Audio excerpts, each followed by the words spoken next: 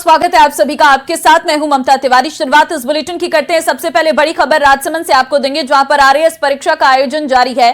परीक्षा केंद्र पर कई छात्र देरी से पहुंचे और एंट्री के लिए कई अभ्यर्थी रोते नजर आए हैं। सुरक्षा कर्मियों ने नियमों का हवाला दिया है। जिले में 17 केंद्रों पर परीक्षा का आयोजन किया जा रहा है, लेकिन परीक्षा केंद्र पर देर से पहुंचने के चलते, क्योंकि छात्रों को प्रवेश नहीं दिया जा रहा है, जिसके चलते एक परीक्षा केंद्र पर देरी से पहुंचने के चलते एंट्री करने के लिए अभ्यर्थी रोते नजर आ रहे हैं। लेकिन नियमों का हवाला साफ तौर पर अधिकारियों के द्वारा दिया भी जा रहा है। आज आरएएस परीक्षा का आयोजन किया गया है और जाहिर तौर पर 12 बजे का समय था, लेकिन कई छात्र जो है वो 12 बजे से लेट पहुंचे, जिसके बाद उनकी एंट्री नहीं हुई। पूरे प्रोसेस के साथ ही अंदर आपको भेजा जाएगा। 12 बजे तक का समय दिया गया था, समय से पहले आपको पहुंचना था। इन सब चीजों का हवाला जो है वो अधिकारियों के द्वारा दिया जा रहा है।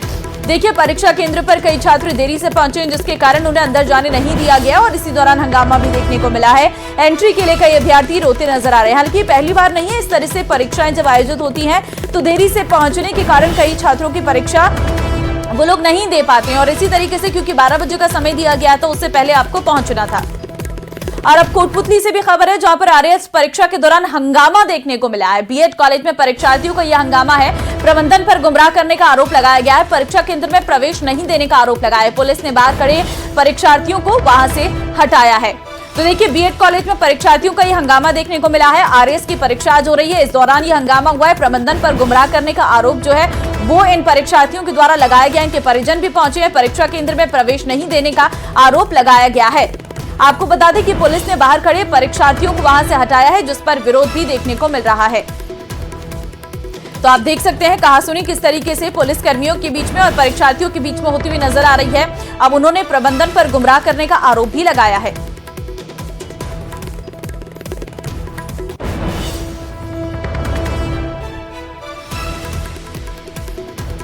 और अब दौसा से बड़ी खबर आपको देंगे, जहां पर लालसोट थाने से फरार हुआ है आरोपी। चोरी के मामले में थाने में बंद था यह आरोपी लोकेश। लालसोट पुलिस ने इलाके में सर्च अभियान चलाया है। 6 दिसंबर को भी रेप के 2 आरोपी हुए थे फरार। बड़ी खबर इस वक्त आपको हम दे रहे हैं। लालसोट थाने से फरार हुआ है आरोपी। बड़ी खबर से इस वक्त आपको रूबरू करवा रहे हैं। दरअसल इलाके में सर्च अभियान चलाया जा रहा है। 6 दिसंबर को भी रेप के 2 आरोपी इस पूरे मामले पर फरार हुए थे। चोरी के मामले में थाने में बंद था आरोपी लोकेश।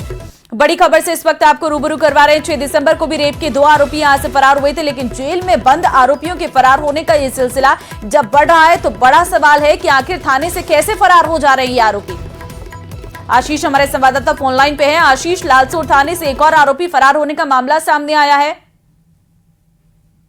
बड़ी गंभीर बात है, क्योंकि लालसोट थाने से ये चोरी का आरोपी था, इसको लाया गया था और यह थाने से फरार हो गया है। अब काफी देर तक उसको सर्च अभियान चलाया गया। उसके बाद में पुलिस ने काफी दूर पहाड़ी के इलाकों से इसे वापस डिटेन किया है, तो उसको थाने लाया गया है। लेकिन करीब 2 महीने पहले भी इसी थाने से 2 रेप के आरोपी फरार हो गए थे। आज फिर चोरी का आरोपी फरार हो गया। ऐसे में पुलिस की बड़ी लापरवाही सामने आई है। अब पुलिस के अधिकारी पूरी स्क्रिप्ट जैसे हर बार बनाते हैं उसी तरह बना रहे हैं कि संतरी को धक्का देकर फरार हो गया। लेकिन जिस तरह की घटनाएं बार बार हो रही हैं वो निश्चित रूप से ये दर्शा रही है कि लालसोट में पुलिस की लापरवाही सामने आ रही है और बार बार थानों से इसी तरह थानों में कोई सीसीटीवी नहीं है क्या? सीसीटीवी तो लगाए गए होंगे यहाँ पर। बिल्कुल, थानों में सीसीटीवी होते हैं। जहां पर सलाखें हैं वहां पर सीसीटीवी है। लालसोट थाने की बात करें तो अन्य जगहों पर सीसीटीवी या तो होते नहीं है या उनको खराब रखा जाता है। कारण ये रहता है कि किसी प्रकार की गतिविधि इनमें कैद नहीं हो, क्योंकि वो फिर पुलिस कर्मियों की गतिविधियां होती हैं। जहां पर सलाखें होती हैं वहां पर जरूर सीसीटीवी है। और बिल्कुल, ये बड़ी लापरवाही है कि थाने से इस तरीके से आरोपी फरार हो रहे हैं। इस पर अब देखना होगा कि एक्शन लिया जाता है। आशीष, बहुत धन्यवाद आपका तमाम जानकारी देने के लिए। कोटपुतली से आई लेपर्ड सीसीटीवी में कैद हुआ है लेपर्ड का मूवमेंट। गांव के लोगों ने वन विभाग को सूचना दी है। पिंजरा लगाकर लेपर्ड पकड़ने की मांग की जा रही है। ये जरा तस्वीरें आप देखिए, ये है आबादी वाला इलाका जहां पर ये लेपर्ड जो है वो आराम से देर रात को घूमता नजर आ रहा है। घर के बाहर में ये जो सीसीटीवी लगाए गए हैं उसमें ये लेपर्ड की मूवमेंट जो है वो कैद हुई है। अब फिलहाल आबादी इलाका है और ऐसे में लोगों की मांग है कि यहाँ पर पिंजरा लगाया जाए ताकि लेपर्ड को पकड़ा जाए। रात के समय अक्सर ये घूमता हुआ नजर आता है, जो साफ तौर पर छोटे बच्चे और घर में रह रहे लोगों के लिए एक बहुत बड़ा खतरा है, क्योंकि अगर रात के समय कोई बाहर आए और लेपर्ड उस पर हमला कर दे तो उसकी जान भी जा सकती है। अभी रात के समय अधिकतर लेपर्ड का मूवमेंट देखने को मिल रहा है और बाकायदा सीसीटीवी में ये लेपर्ड का मूवमेंट कैद भी हुआ है। अब देखिए कैसे आराम से घरों के बाहर से लेपर्ड जाता नजर आ रहा है। और पति पत्नी को गिरफ्तार कर लिया है। दोनों ने सागवाड़ा रोडवेज बस स्टैंड पर वारदात को अंजाम दिया था। पुलिस ने आरोपियों के कब्जे से चेन बरामद कर ली है और पुलिस ने बताया कि दोनों पति पत्नी शातिर बदमाश हैं। आरोपी भीड़ भाड़ वाली जगह पर चेन स्नेचिंग की वारदातें करता है। महिला कटर से चेन काट लेती है। चेन नीचे गिरने पर पति उठा लेता है। आरोपी पहले भी वारदात कर चुके हैं। फिलहाल पुलिस आरोपियों से पूछताछ कर रही है। तो ये है वो पति पत्नी जिन्हें गिरफ्तार किया गया है। आरोपियों के कब्जे से चेन बरामद की गई है। पुलिस ने पति पत्नी को गिरफ्तार किया है।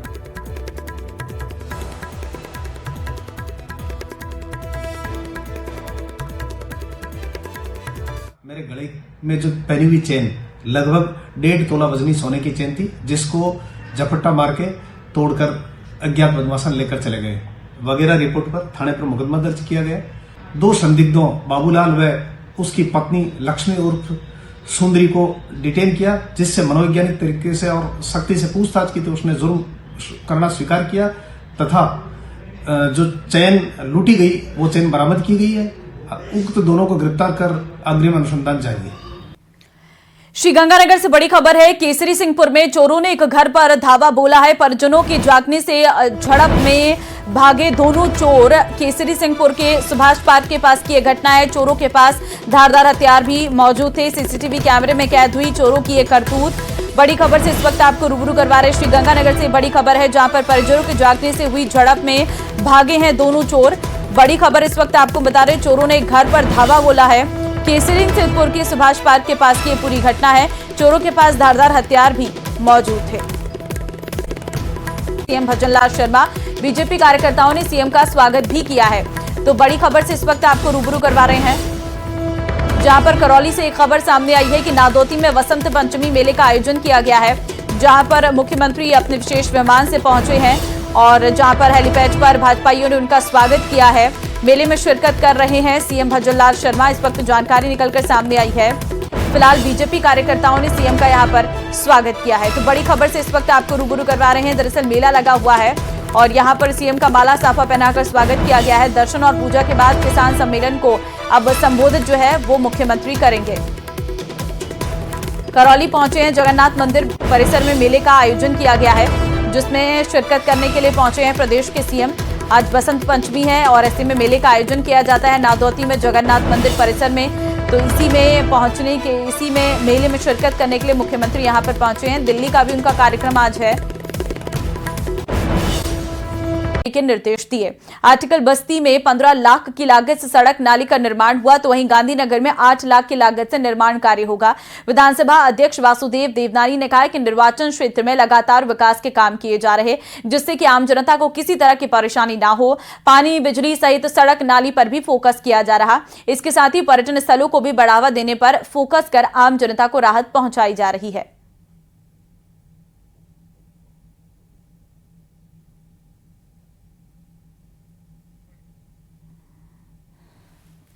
आज इस आतेड़ क्षेत्र की बस्ती में, जहाँ काफ़ी समय से सड़क टूटी हुई है, नालियाँ टूटी हुई थी और चुनाव के समय भी इन्होंने समस्या से अवगत कराया था।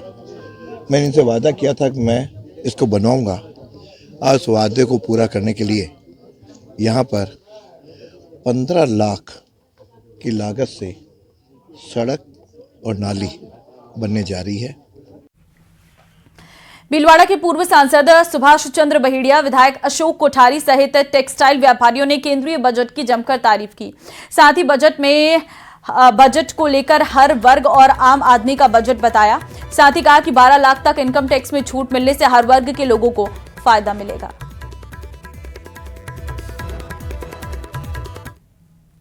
वर्ग के लिए, महिलाओं के लिए, किसानों के लिए विशेष ध्यान रखा गया, क्योंकि किसानों को जो है एफपीओ के हिसाब से भी और प्रोडक्टिविटी बढ़े, इस हिसाब से भी पूरा इस बजट में प्रावधान किए गए हैं। टेक्नोलॉजी अपग्रेड करके हाई यील्ड वाले सीड बनाने की, ये एक बहुत बड़ा इनोवेशन है, नई चीज है कि भाई उनको जो बीज मिले वो ऐसा बीज मिले कि उनका प्रोडक्शन उससे ज्यादा हो। देखिए, ओवरऑल देखा जाए तो बजट के अंदर जो पूरा फोकस था वित्त मंत्री जी का, वो ये था कि कैसे आने वाले समय में देश के विकास के लिए जिन चीजों की आवश्यकता है उनको कैसे मजबूत किया जाए। जहाँ तक के मध्यम क्लास का सवाल है, उनको इनकम टैक्स में जो है काफी बड़ी राहत जो है दी है। हमारे देश के वित्त मंत्री माननीय निर्मला जी सीतारमण ने 2025-26 का बजट पेश किया। बजट बहुत ही अच्छा रहा मिडिल क्लास के लिए। आयकर की जो छूट की काफ़ी समय से प्रतीक्षा थी, 7 लाख से बढ़ाकर 12 लाख कर दी, और उसके साथ ही टैक्स स्लैब में भी काफ़ी कुछ और कंफर्ट किया है, जिससे आयकर में सभी वर्ग विशेष को बेनिफिट मिलेगा। यहां वक्त एक छोटे से ब्रेक का है, आगे आप देखिए।